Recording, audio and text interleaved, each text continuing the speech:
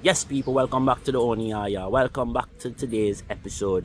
And today we're going to be talking about Cristiano Ronaldo and Erik Ten Hag's beef, and Steve McClaren giving his experience on what happened on the training pitch. We're also going to be talking about two Manchester United youngsters putting in some extra work in order to try to break into the first team, which is a really good thing to see. And also, we're going to be talking about Jürgen Klopp's agent rumoring him with a move to Manchester United and Chelsea. So let's get into it.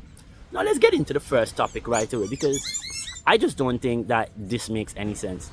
Why would United or Chelsea go after Jürgen Klopp after when he announced to the whole world that he was leaving football because he wanted a break? Now, I don't think it's crazy or it's delusional to think that more than only United and Chelsea actually went, say, like, if Cristiano Ronaldo was leaving Al Nassr, a lot of clubs would just be like, hey, Cristiano, would you want to come here? Even if he said, hey, I'm retiring. Even if, say, LeBron James, Michael Jordan, any top athlete say, hey, they're retiring, there's always a team or two that's going to be like, hey, you sure you want to retire? We have a project here for you now. You might be, interested in this project. So if he isn't if they were just doing something like that, it's normal, bro.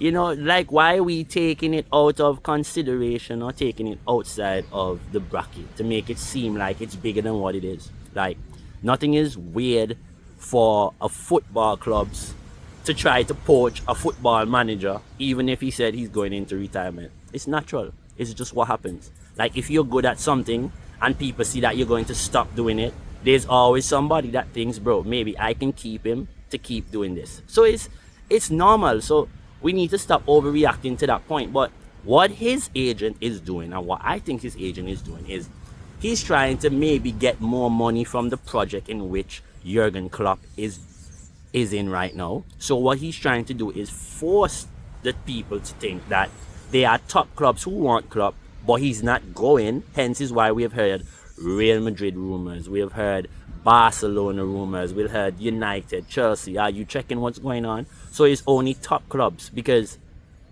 you don't hear them rumoring him to Inter, Napoli, those type of clubs. You just hear him naming him to clubs that they know would sell the articles. And that is the problem I have with these people. And that is why I think this is all of it's just dumb. It's just his agent playing games to get more money.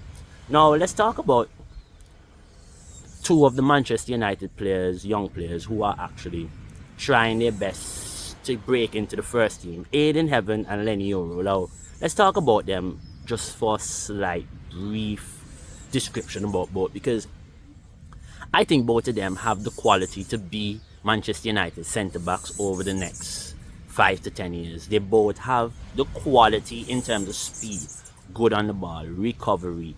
They can play a good pass. And they're young. They're just 19, both of them 20 years old. So at the end of the day, the quality in which they possess at that age for centre-backs is high.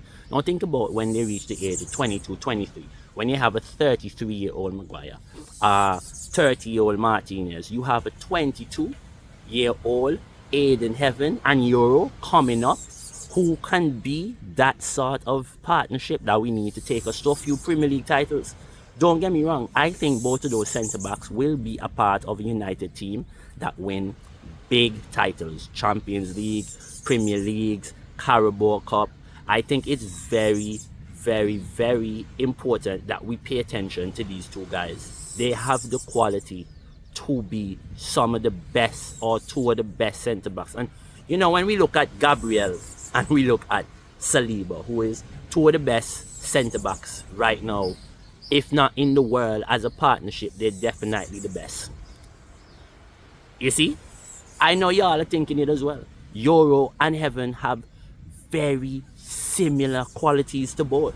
You have Euro, who is somewhat of the Saliba prototype.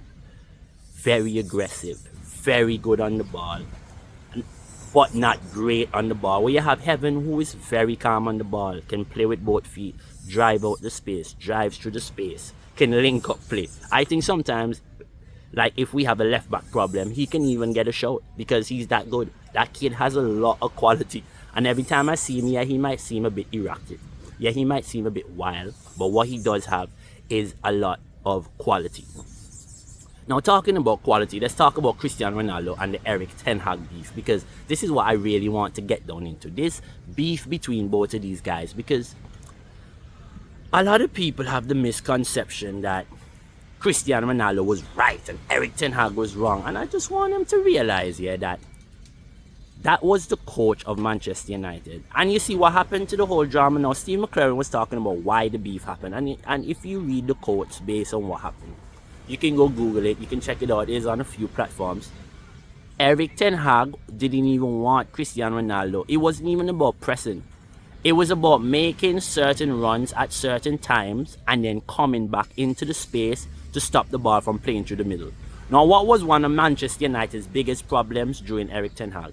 The ball being played too easy from team centre-back into the opposition striker, which means that we weren't filling gaps and people were also running through the field, so we weren't filling enough gaps, which is why we ended up having a problem. Now, why is it now we have a problem to force Cristiano Ronaldo to play a little bit more defense when he was a part of a team that was struggling a little bit? You know what I mean? Like, he came into a team that Erik Ten Hag came and Cristiano was there already, right? He was a part of a struggling team.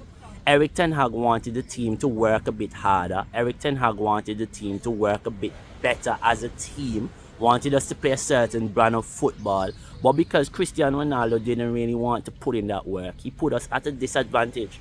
Now, reading and listening to what Steve McClaren had to say about him and what Steve McClaren had to say that he did towards Erik Ten Hag and why he and Erik Ten Hag would be having a certain type of beef, it just don't make any sense. Now, I don't get it, right? Because, like, I've been recording a video and these people decide to come right next to me to have the loudest conversation. And this is something about Antigua and Barbuda. People actually don't respect people doing certain things. And this is why I get upset about certain things sometimes, because people actually just don't pay attention to the smaller things in life.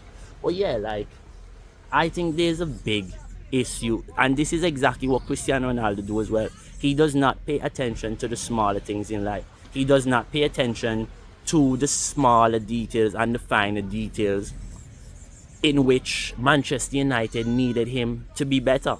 Now, can we actually be honest and be respectful and be like real about this whole situation? I still see people trying to hate on Ten Hag. I still see people trying to say Ten Hag was wrong. I still see people trying to say that Ten Hag was an issue. And for me, it just doesn't make any sense. Because if I am the man in authority, I am the man with the job, the main job, the head coach job, or the head honcho job, and I'm telling my employees, or I'm telling them, hey bro, I need you to do this because this is the best way for us to win.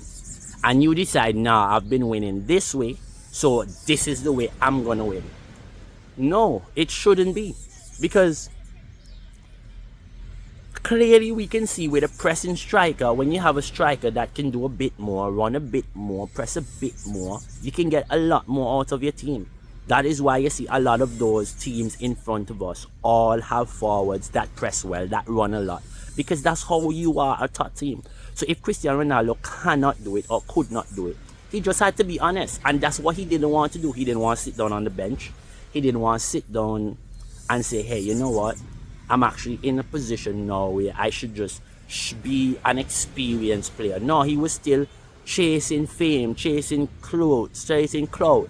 You know, and I don't know why Cristiano Ronaldo is chasing like edifying feeling or validation from people when you are Cristiano Ronaldo, bro. You don't need to do any of that. You just need to wake up, walk around. You've been great, bro. There is no one in the world that has done what you've done, that can do what you can do, and will ever do what you've done. No one needs you to prove anything. Actually, it would have been a joy to watch you actually slow down at Manchester United. Retire at Manchester United. Seriously. It would have been one of the best things ever. But also, everything happens for a reason, because you move into the Saudi League actually opened up another avenue for footballers to have a professional career at a very high level.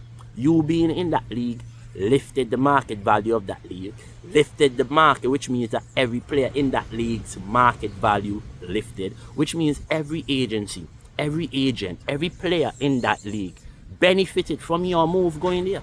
So of course you have a lot to give to football. Of course you have a lot to give to the foundation of Manchester United and the foundation of so many youngsters in the world. So many people play football because of Cristiano Ronaldo. So the point for him to act that way on national television towards his coach is a poor example to what he has been towards football his whole career. A hard-working, dedicated, skillful, motivated. Like, you have so many traits that I would teach my child in order to be great.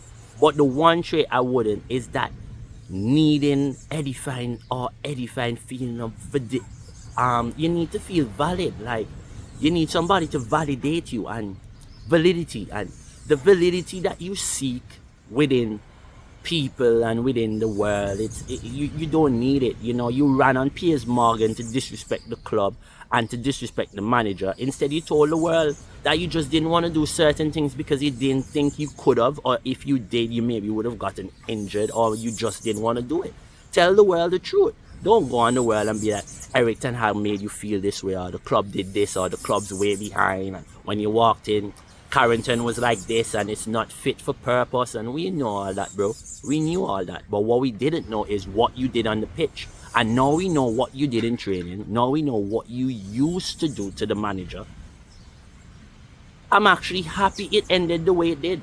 And I wish it ended even worse, where you didn't even get a contract to play football, where you wasn't even able to play in the World Cup. Because I just find it to be so disrespectful as a player of your quality to be acting like that on the training pitch. Not even a manager or a coach who dealt with you as a youngster, Steve McClaren, who was around Manchester United when you were around, could even talk to you. You know, you messed up things for Ole coming there. You messed up things for Ten Hag coming there. And to be honest, I'm still upset about Ten Hag, because Ten Hag won 2 trophies at Manchester United. And look at us. And he came in the top 4. Twice. And look at us complaining about a manager coming in the top 4, winning us 2 trophies. Look at us now celebrating coming in the top 4. Or even not even celebrating coming in the top 4. We're trying to celebrate being in a position in the top 4. But yes, people, it's been your boy Yaya. Please don't forget to like, share and subscribe to the page. Keep hitting the bell for notifications so I can keep bringing you great content going forward. Have a good time, my people. Take care. We're about to actually do a beach session on the beach. So this is why we actually decided to do a quick one. So pray for me right now. It's about to be a deadly one. Ciao.